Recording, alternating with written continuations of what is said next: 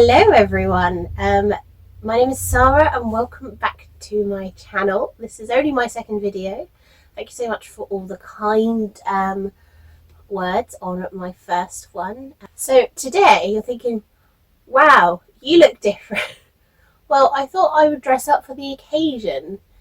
So today's video is going to be non-fiction recommendations for Halloween and just, October in general. You don't have to be into spooky stuff, but it helps. So in this video we have 4 categories of non-fiction. We have the supernatural,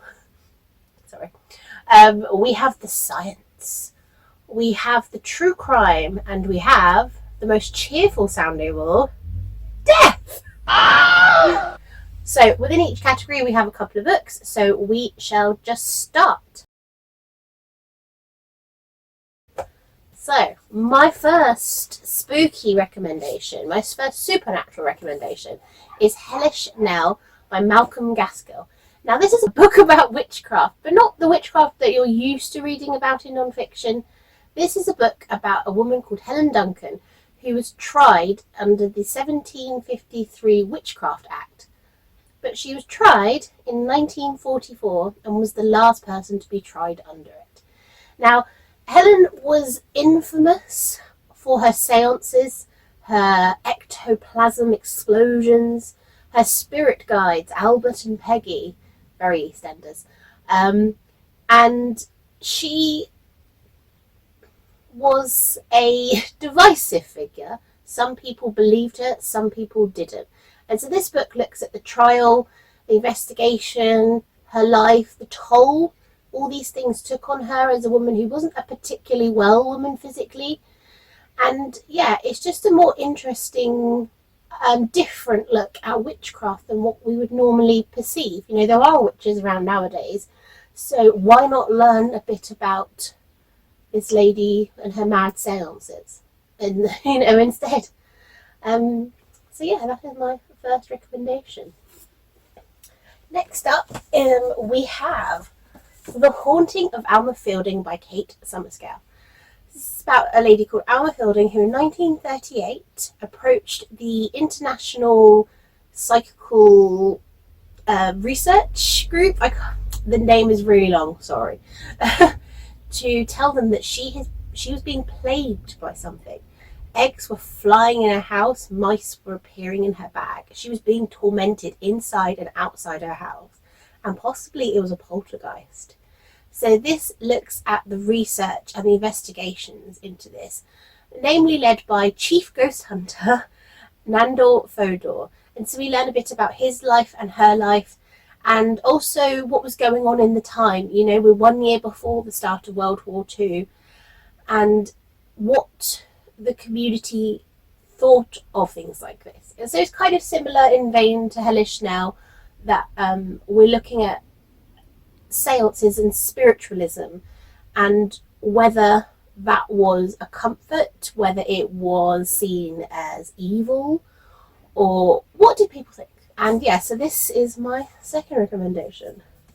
And the third one I don't have a physical copy of, and I want to just check I get the name right, because I always get the name wrong. It's A History of the Vampire in Popular Culture. I was going to say popular fiction, but Popular Culture by Violet Fenn. And this is a short little book about vampires in culture, going back to the mythology of them, to the big names that we think of, such as Dracula and Carmilla.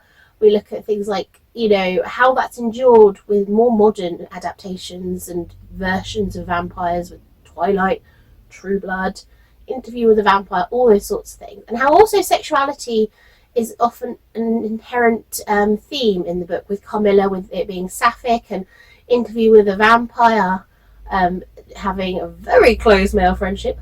They were friends. And why that seems to be linked up.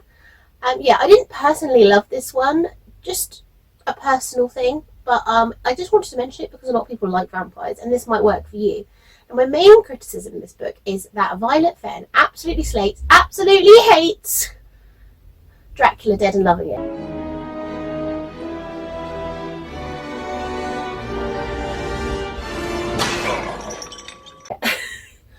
I love.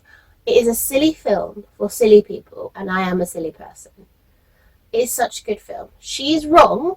I know people are allowed to have their opinions, but sometimes people are wrong. So yeah, those are my supernatural recommendations. Next up, I think we will go for our true crime.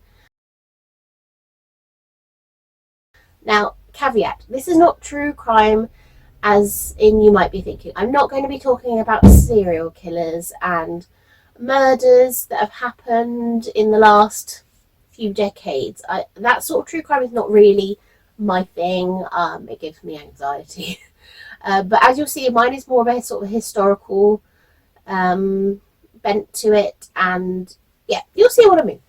So first up we have Murder, the Biography by Kate Morgan. Kate Morgan is a solicitor, and this is the legal history of murder in, I think, mostly Britain. And so we look at famous cases and how they have shaped the law. And what this really shows is something which is probably common sense, that if you have money and you come from a place of privilege, that really helps.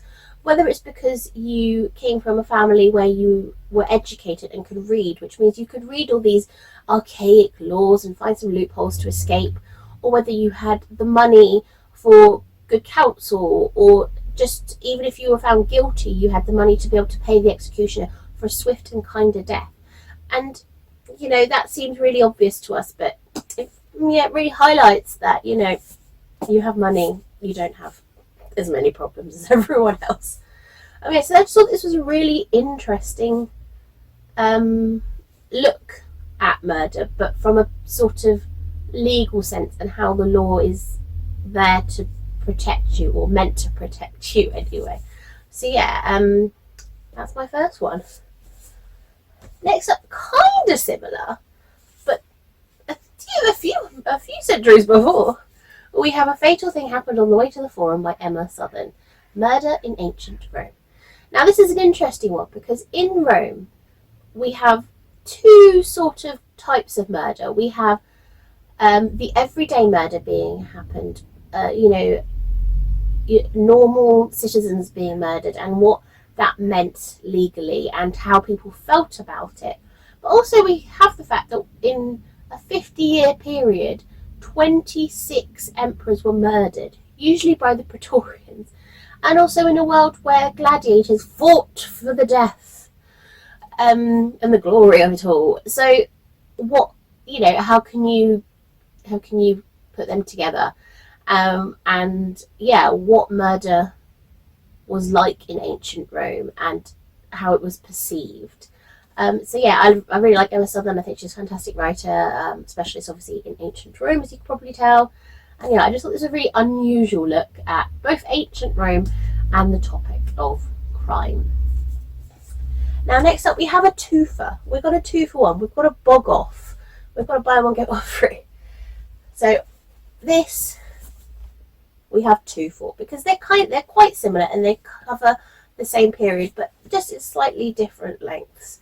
So first up we have A Very British Murder by Lucy Worsley, and then we have The Invention of Murder by Judith Flanders, with the subtitle How the Victorians Revelled in Death and Detection and Created Modern Crime.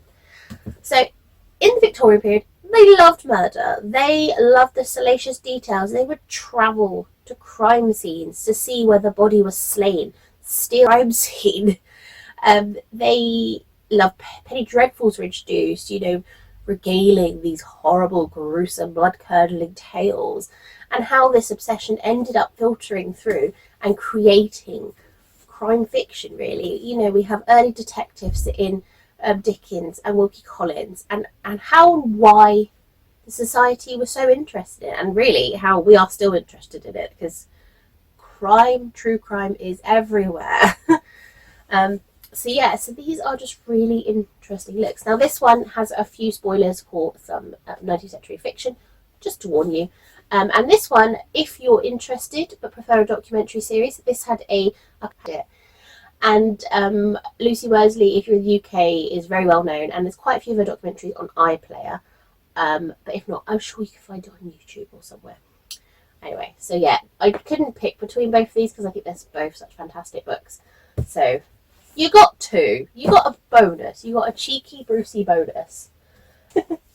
So anyway, death. Now, I don't own two of these, so I'll start with those. So first up we have Necropolis by Catharine Arnold. Now this is a look at death in London. We start from ancient Rome and how archaeologists have found remains.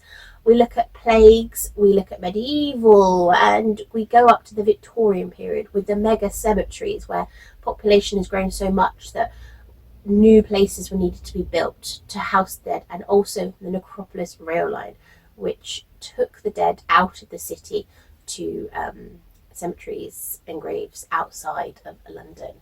It's just a really interesting look by focusing just on London, how society was changing, how population was changing, and how they had to adapt to that. And London is just a really great example of that. Catharine Arnold has just a very interesting approach to history. I just think she writes really well. And she has two other books about London, if you're at all interested, which is Bedlam, which is about the mental health asylum in London, obviously, and City of Sin, which is about the sex in London. Next up, we have All That Remains by Sue Black. Now, Sue Black is a forensic anthropologist and I believe a professor, and this is sort of part memoir about what working with the dead has done for her and how that has made her appreciate life so much. She's a very death positive person. She has a very calming way in her books, and I think that's really helpful when you're talking about this. Now, she's worked in natural disaster, she's worked in war and extreme violence, so she's seen some incredible things that you can easily imagine feeling very jaded about humanity, but that's not how she feels and that's not how she presents the book, which I think is a really good thing. And that's something that I'm quite keen on trying to read, more death positive books, as someone who is a bit iffy on the whole death thing, not sure she wants to partake in it. She has a good blend of memoir and sort of science in this, so you learn a bit about the different approaches to being a forensic pathologist, and just why she is so calm and happy with her own mortality. And then our last one in the death section is No Ordinary Deaths, A People's History of Mortality by Molly Conisbee. Molly Conisbee is a historian and bereavement counsellor, and this really shows in the book with her, again, another gentle approach to death. And this is a history of people dying and how we have cared for them and how that has changed. We look at people who used to watch the dead to make sure that they were safe and that maybe their spirits were just still in their bodies. We look at how people had to forego their own personal burial beliefs during the plague because of the fear of contagion and having to have mass burials. We look at interesting things like how gravestones and grave markers have changed over time. This sort of gave me a look into how it's okay to be about death, how it's okay to feel okay about death, and tried to encourage me to think about how I would like to go, in great fashion, obviously. It's another one that if you're interested in death but you sort of feel a little bit squeamish about it in terms of your own mortality, I think it's been a good one because her being a bereavement counsellor, it just does really feel almost like a hug of a book, which I know sounds really strange when it's about mortality and death, but I do think there's a comfort in that, and I just really wanted to recommend this one, which I think only came out this year, so no. And then for our last one, our last category, How Time Has Flown, we have science. Now we have two books by the same author because I couldn't choose which one because I love them, but we'll start with Eat Me by Bill Schutt. This is a natural and unnatural look at cannibalism. Now again, this is not true crime cannibalism. We're not talking about serial killers. He writes a really good passage about why this would never be included in one of his books, about how he feels uncomfortable with it and how you have to consider the victims and the victim's family in true crime. And yeah, so I just want to mention that. There is some cannibalism with humans in this. We look at some cultures where cannibalism takes place where after they're dead, maybe members of the family have ingested part of them, to take on their spirit, to respect them. And we also look at the Donner Party incident, which, if you're unfamiliar, happened in 1846, where a group of pioneers were travelling to California when they unfortunately were caught up in a storm, a snowstorm, I believe, and cannibalism took place. But the main hook of this book for me was cannibalism in the natural world. We look at the polar bears and the hamsters, how there are types of shark when they're in the womb who will eat their siblings. And so it is literally a case of the survival of the fittest. Yeah, I just think that he just writes about such interesting topics and with such a sort of light hand, but with such clear passion. And so I will mention his second one that I picked, which is Dark Banquet, Blood and the Curious Lives of Blood-Feeding Creatures. So this one again looks at mosquitoes and bed bugs. We look at a type of bird called the, I can never get it right, it's either the vampire ground finch or the ground vampire finch, who pecks at other birds to the point where blood comes out and they ingest it. It doesn't seem to bother the other birds, and we see tree left over from when they used to pick parasites off of each other. We also look at bloodletting and blood in medicine. Now, bloodletting, if you weren't sure, is something that happened for many, many centuries, where didn't know what was wrong with the patient, cut them and drain their blood. I know it was what they thought was the cutting edge of science, but you do look at it now, you think, was common sense a thing in the 17th century? But I mean, they did worse things. They used to drill into people's skulls and, well, they still do that. Anyway. But yeah, so this looks at all those sorts of topics. And this book is the reason why I'm so interested in bats. And you think, why would you want to be interested in bats when you just read about how they want to suck your blood? Well, I can't help it. I'll tell you for why. The Secret Life of Bats by Merlin Tuttle. So after I read Dark Banquet, I was like, bats seem cool. I'm going to read about them.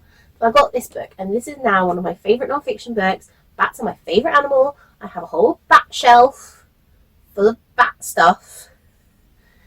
And this is really the reason why. So, for example, with the vampire bats, you think, well, they want to eat me. Well, they don't. Only some of them do. Out of the 1,300 plus species we know of, only 3 of them account for vampire bats. We learn how bats' guano, which is their poo, is such a good fertilizer that some communities make their whole living by collecting it and selling it. How they're great pollinators, how their hearing and the use of echolocation is so great that they can decipher what frog is ribbiting or croaking over there. They are just so cool. And Merlin Tuttle is so incredibly passionate, and he loves them, and he wants people to understand them the way that he does. I'm going to make sure we have some pictures of some bats. 1, because I want to, and 2, because Merlin Tuttle's photography is so fantastic. I just want you to see them how I see them. I just don't think you can really have a Halloween book or an October book and not feature bats. The best of all creatures. Bats, cats and rats are my 3 favourites. I only like things that rhyme, apparently. So yeah, these are my ooky spooky recommendations. I hope there's something there for everyone. I hope that you'll give something a try. I had so many to pick from. I had to narrow it down. I had 20 plus books that I could have included, and I thought, no, it's too much. So hopefully you'll enjoy what I picked.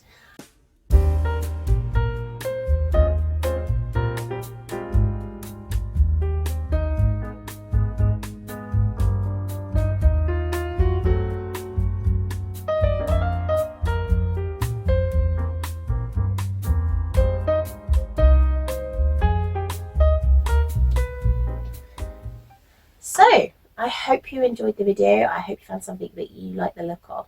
And I hope you have a fantastic week of reading and whatever else you like to do. I'll see you again soon. Goodbye.